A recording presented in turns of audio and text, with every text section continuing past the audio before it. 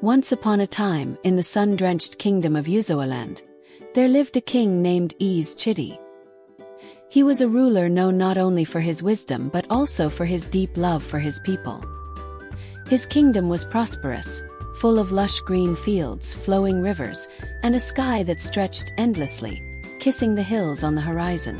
But above all, what made Uzoaland special were the king's 3 daughters, who were known throughout the land for their beauty, spirit, and kind hearts. Adaora, the eldest, was as graceful as the moonlight reflecting on a still lake. She had a serene demeanor, with eyes that seemed to see into the souls of those she met. Nkem, the second princess, was the embodiment of joy. With laughter that could lift any spirit, she brought warmth and sunshine wherever she went. The youngest, Ifunanya, was the most mischievous, with a wild, untamed energy. Her curiosity knew no bounds, and she was often found climbing trees or running barefoot through the market, greeting villagers by name. Despite their noble status, the princesses were known for their love of freedom. Every day, Adaora, Nkem, and Ifunanya would leave the grandeur of the palace to join the village children in games, races, and songs.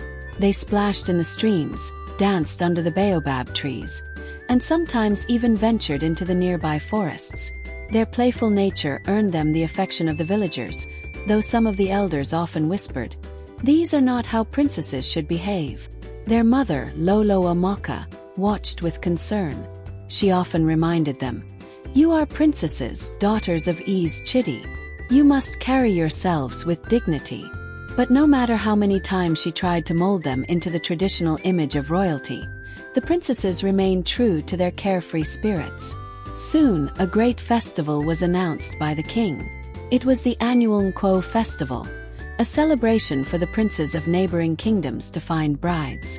Villages far and wide sent their finest maidens, all eager to catch the eye of the young princes of Uzoaland. The village square burst with colors, music, and the scent of roasted yam and spicy stew. But as the festival prepared to celebrate others, Chidi grew concerned about his daughters. "Your brothers are soon to marry," he said one day. "But what of you, my beloved daughters? Suitors have come with riches and gifts, but none of you have chosen a husband." "Why?" Adaora, always the calm voice, smiled gently. "Father, we seek something different." Nkem added, her smile playful. "Gold cannot buy love." Ifunanya, with her usual mischief, simply said, "We will marry, but only when we find true love, one that sees us, not our crowns." The king, though puzzled, respected their wishes. However, as the festival day approached, the princesses made an unusual request. "Father," Adaora said, "we want a festival of our own, where men must prove not their wealth but their hearts." Lolo Amaka gasped. "That is not how things are done." But Chidi, understanding his daughter's spirit, nodded thoughtfully. "Very well," he agreed. "Let there be a festival, but it will be your challenge." The festival began, and suitors from distant lands arrived, displaying their finest clothes, their lands, and their power. They boasted of their riches and strength, but the princesses were unimpressed. Then Adaora, with a knowing smile, stepped forward and announced, "To win our hearts, you must guess our true names, for we are not just princesses but women with souls to be understood." A hush fell over the crowd. The suitors were baffled. The princesses' true names were known only to their closest family. As in Uzoaland, a person's true name is a sacred gift. Days passed, and none of the suitors could guess their names. One by one they gave up, and soon the festival square grew quiet.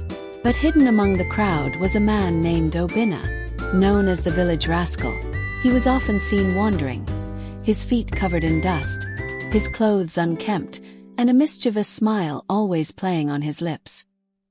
He wasn't rich, nor was he strong, but Obinna had something none of the suitors did.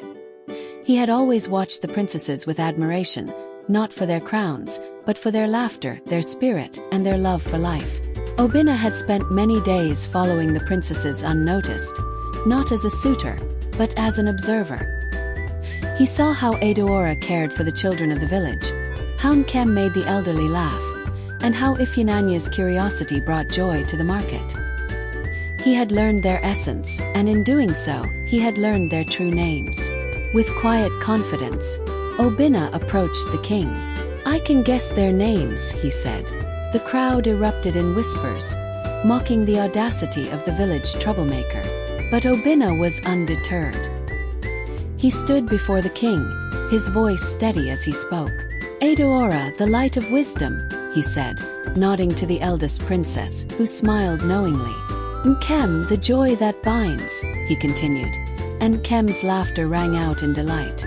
Finally, he turned to Ifunanya, who watched him with wide, curious eyes. "And you, Ifunanya, the love that knows no bounds." The princesses beamed, and the crowd gasped in astonishment. Chidi stood, his eyes filled with pride. "You have done what no man could, Obinna," the king declared. "You have seen my daughters for who they truly are." But Obinna had one more secret to reveal. "I am not only Obinna," he said softly. "I am Prince Obinna from the kingdom of Umudik. I came in disguise not to deceive, but to learn the hearts of your daughters. I did not want to win them with wealth but with understanding." The village erupted in awe, and the princesses looked at Obinna with newfound respect. He had not only guessed their names, but he had proven that he truly understood them. In the end, Obinna's wisdom and patience won him the hearts of Adaora, Nkem, and Ifunanya. Their weddings were celebrated with joy and music, and the village of Uzoaland remembered this day as the time when love, not wealth, triumphed. As they left the village, the three princesses walked side by side with Prince Obinna, ready to begin a new chapter, bound not by tradition but by the wisdom of their hearts.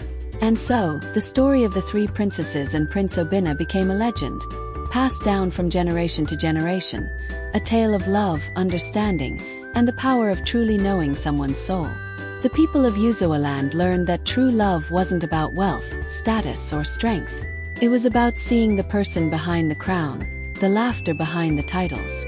And from that day onward, the kingdom cherished the lesson that love was a bond between hearts, not titles or riches.